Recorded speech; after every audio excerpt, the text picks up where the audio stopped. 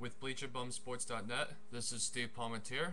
Today I'm going to talk about who I think is the best division in all of football from top to bottom. Again, this is from top to bottom, not necessarily just the best teams in a division. So keep that in mind as I go along here. I'll start with the AFC East. I believe the AFC East is not the best division. I think the Patriots and Jets are both terrific teams, two of the best teams in the NFL in my opinion. However, what weakens the AFC East division for me is obviously the Miami Dolphins and the Buffalo Bills. I believe both these teams will finish with less than a 500 record, which really evens out the division, so to speak, because I think the Patriots and Jets are both going to win over 11 games easily apiece. But from top to bottom, I would not say this is the best division. We move now to the AFC North division. I think it's the same thing can be said for that division along with the East, is that it has two unbelievable teams and two teams that are not so much good. You start with the Pittsburgh Steelers and Baltimore Ravens. These are two teams who have made the playoffs for back-to-back years all the time. I think they're two of the better teams in the AFC, along with the Jets and Patriots. However, the Browns and Bengals, I think, are two of the weakest teams in the NFL. I think it's even weaker than the Dolphins and Bills together. So, again, I can't say it's the best division top to bottom because there's two teams that make it just so weak to balance out the two great teams.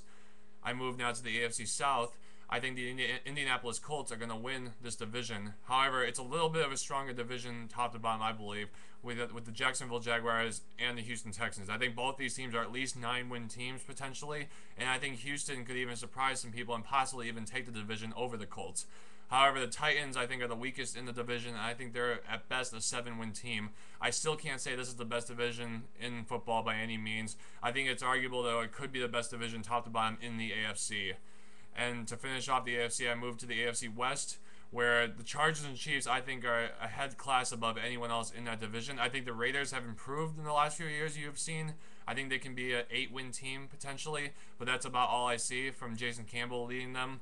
And I think the Denver Broncos are a real mess right now with the whole Orton-Tebow situation going on for quarterback dispute. I just think the AFC West is not the strongest division because I think the Chiefs and Chargers are both 10-win teams, maybe at best. So I don't think they have even the strongest teams compared to something like the Jets and Patriots do in the AFC East. I now move to the NFC, which I think has most of the great divisions top to bottom in football, I will argue. I'll start with the NFC East. I think this can be an argument for the best division, however, it's not my pick. You got the Philadelphia Eagles, who have improved vastly in this offseason, and now they've become the big team to talk about in the NFL. They won 11 games last year, and they're potentially maybe the best team now in football. I don't think so, but it's an argument. You got the Dallas Cowboys. Look what they finished 6-10 last year, but remember, Tony Romo was out for most of the season, and you got to take that into consideration. I think when Romo is back healthy this year, I think the Cowboys easily could be a playoff team and potentially even overtake the Eagles in the division. However, I do not believe they will. And you got the New York Giants, who missed the playoffs last year, finishing 10-6, but they obviously are determined to get back into the postseason this year. I don't think Coughlin and the Giants want to miss the postseason again next year, especially with the pressure of the other New York team in their city who's making the playoffs every year. I think it puts a lot of pressure on the Giants, and I think they might step up to the pressure. However, the question will be if Eli Manning can be the quarterback that he once was when he won the Super Bowl back in 2007 against the Patriots. I think the Washington Redskins are a very weak team, however. This is the thing that really stops me from thinking this is the best division top to bottom. I think the Redskins are one of the biggest messes right now in the NFL. I don't see them winning any more than maybe 5 or 6 games. Rex Grossman is their starting quarterback. I believe is not much of an upgrade compared to Donovan McNabb was last year. And McNabb had a very bad season for the Redskins overall. So it's hard for me to say it that this team can really keep the division strong, even though the other 3 teams I all think can win potentially 10 games. My next division is actually my pick. I'm going to say the NFC North, top to bottom, is the best division this year in football. You got, first of all, the Packers, who I believe this year are going to win the division. They did not last year. The Bears did. But I think the Packers right now are still, if not the best team in the NFC for sure.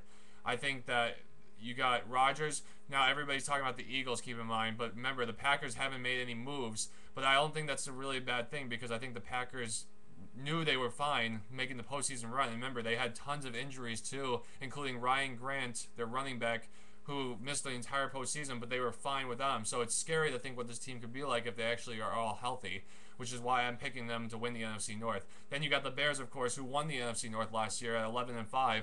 I think they're offensive line is my big concern. I think Cutler got sacked. Obviously, he got sacked more than any other quarterback in the NFL. And with the loss of Kreutz as our center, I think that the Bears' offensive line could be a big issue. However, I still think the Bears' defense alone can make them win some games. And I think they always have a good rushing. And I think Cutler is going to improve vastly this season. I think another year in Martz's system, I think, will really help him a lot as a quarterback. And he's going to have a lot of doubters proving him wrong too. So he'll have a lot of emphasis to try to be better to prove the doubters wrong this season. You also got the Detroit Lions, who a lot of people are picking as a surprise team this year in the NFC. They have been a team that people have been watching for years to come. They've drafted Calvin Johnson a few years ago, who's one of the best receivers in the NFL currently. They drafted Matthew Stafford, first overall pick the year. He got injured last year, of course, but he was having a pretty good season for the first couple games when he played. If he stays healthy this year, they are definitely a dangerous offense to be reckoned with. And then, of course, you got their defensive line, which is arguably the best defensive line right now in football. They drafted Nick Fairley from Auburn this year. So with the tackle combo of Ndamukong Suh and Nick Fairley, and then, of course, you got Kevin Van de Bosch on the end. It's a dangerous defensive line, and it can make pressure and havoc to any quarterback right now, I think, in the NFL. So I think the Lions are definitely an 8-win team for sure.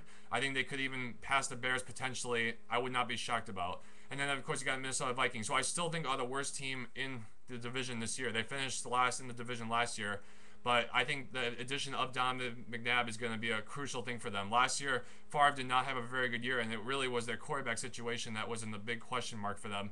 So I think that this year the Vikings are going to improve. I think they could win 7 or 8 games themselves. And I think with that running attack of Peterson, their defense they have a lot of weapons that they can go off of. They did lose Sidney Rice, which is a big loss, but I think the Vikings can still be a very solid team in the NFC North Division. So because of all four of those teams, I think that could win at least 7 to 8 games, at least all of them. I right now will say that's the best division in football.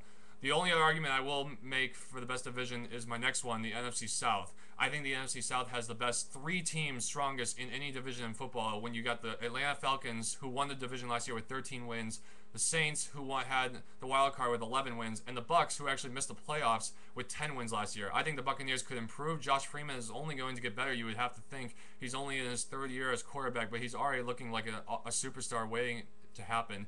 I also think the Saints' running game with Ingram now, as they drafted him from Alabama, is going to improve Breeze's offense to not only a complete passing offense, but a more balanced offense. The question will be for the Saints, is their defense like it got torched against the Seattle Seahawks in the upset last year in the postseason. The same thing can be true about the Falcons. I think Matt Ryan is going to improve maturity vastly after the loss to Rodgers in the postseason last year as a top seed.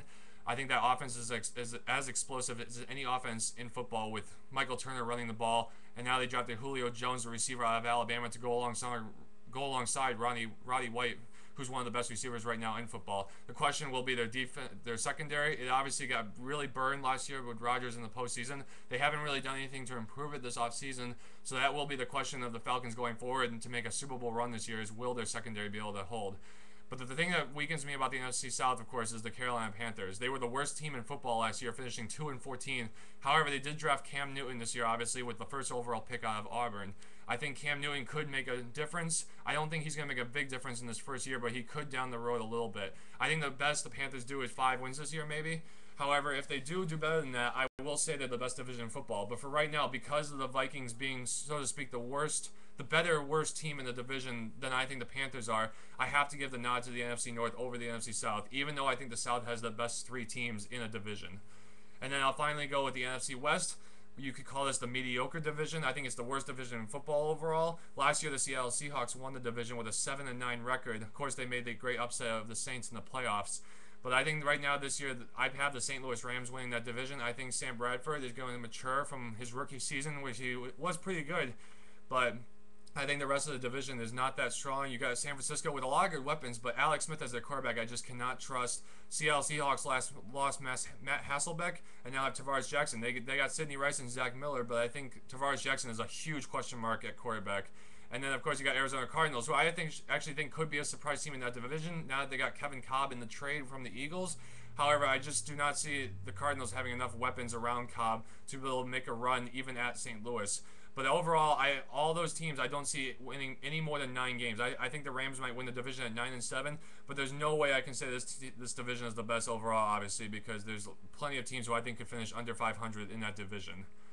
So again, my recap is I think the NFC South and the NFC East both are very strong teams with three great teams each. But I think top to bottom with all four, I think the NFC North is the best division in football. Do you agree or disagree with me? Let me know your comments and see. I'd be interested to hear what you say so I can comment back on you anytime. Until then, I'm Steve Palmatier for BleacherBumSports.net. Take care.